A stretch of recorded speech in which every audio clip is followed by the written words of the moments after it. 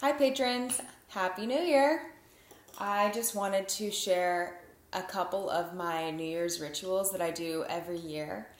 I don't do resolutions, but these rituals are things I actually stick to and that have actually had a very positive impact on my life, like not only daily but creatively. But I'll do a separate video that goes more in depth. This is just an overview of what I do. So since 2013, I've done gratitude jars. This is number one. I do two things. The first one is gratitude jars. This is 2013's. This was 2014's. And then for 2015 and 2016, I actually just moved it to a journal instead because I was traveling so much. So I just started, instead of writing on slips of little paper, I was just keeping it. So I take this on tour with me, I travel with it, stays in my bag. I have a little pen that is affixed to the inside. So I've already got my new one for 2017. Do you want to look inside of them and see the kind of things I write? Well, I'm so glad you asked because I'm going to share anyway. This is kind of vulnerable to just randomly read them. They are color-coded, but I won't get into that here. You can just do whatever categories you like. Okay. Orange. Oh, wow, this is a throwback. Orange was, for me, it was things I'm looking forward to. March 3rd, 2013. I look forward to making and finishing my Kickstarter for my album. Oh, wow. A lot of people watching this probably supported my Kickstarter. That was a huge, huge deal for me. It was for my Stories album. I'll do one more before boring you. Okay. Blues are just random, good, fun things. The daylight part of today was spectacular. I got a callback. I enjoyed my solitary Whole Foods lunch. Warm weather. Just felt happy and relaxed for a good stretch there. Okay, one more. Sorry, these are just fun for me to look back at. Yellow is things I'm grateful for. Okay. Thankful I found Starbucks as a new working spot. It can be anything, big or small. Okay. Next is, and this is what really creatively helps me so much.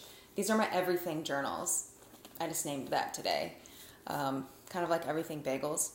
Basically, I'm one of those people who loves journals and will start them, but I'm too scared to finish them and I try too hard to be perfect and I'm what should this journal be for? And then I have 50 of them and it's just an overwhelming mess. So I guess in 2014 I started just doing journals that were committing to be imperfect.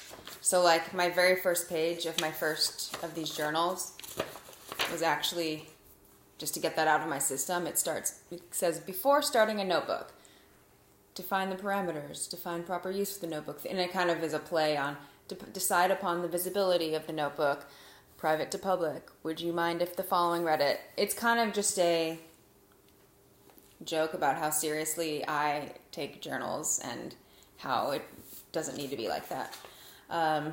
So then I just will write short pieces, and I do it in pen for longevity's sake, and I just know that nothing's going to be perfect, and if I end up liking something I write, I can always go back to it. So it'll be just random lines, I'll paste stuff, draw stuff, Don Giovanni ticket from when I was on tour in Prague, just the most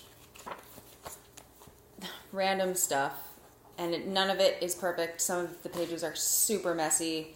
Some of them are boring and just measurements for my place and stuff like that. Here's a little glimpse into last year's similar type of thing. Honestly, I take this everywhere. I also have one of those pens attached.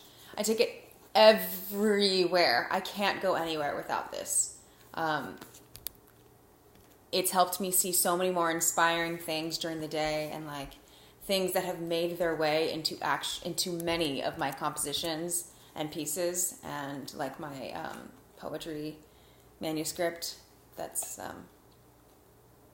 I'm sure no one has read except 2 people, but that's in it's in the Cal Arts Library for my thesis. Like, just, I can trace back specific pages, like here, look.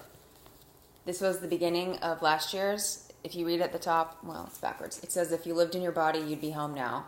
And that's ended up being the title of one of my favorite pieces that I've ever recorded. I'll throw a link down there. But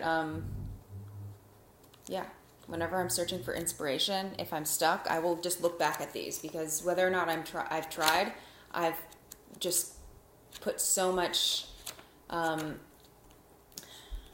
I'm talking too much. Okay. There's just so much in these that you can't always tell in the moment if it's going to be useful. But then when you're stuck, like, everything. For musicians, if you want to do this too, I recently started, or this year I started migrating to one of those Moleskine music notebook, I believe it's called, the large size, because half of it is manuscript paper. I still like it to be blank, at least on one side, but the other side is like every other. And like, I don't always write music on it, but it's cool to have that option. So I can throw a link to that too if anyone else wants to buy one. This was a long video, much longer than I expected. Just wanted to give you an overview, wish you a happy new year. And if there's interest, I might do a more detailed post about these notebooks and like link it to actual creative, kind of more about how it fuels my creative process and how specific ideas make their way into pieces. And if anyone else wants, if you're my patron especially, and if you want help like starting either one of these rituals and you have questions, I'm an open book.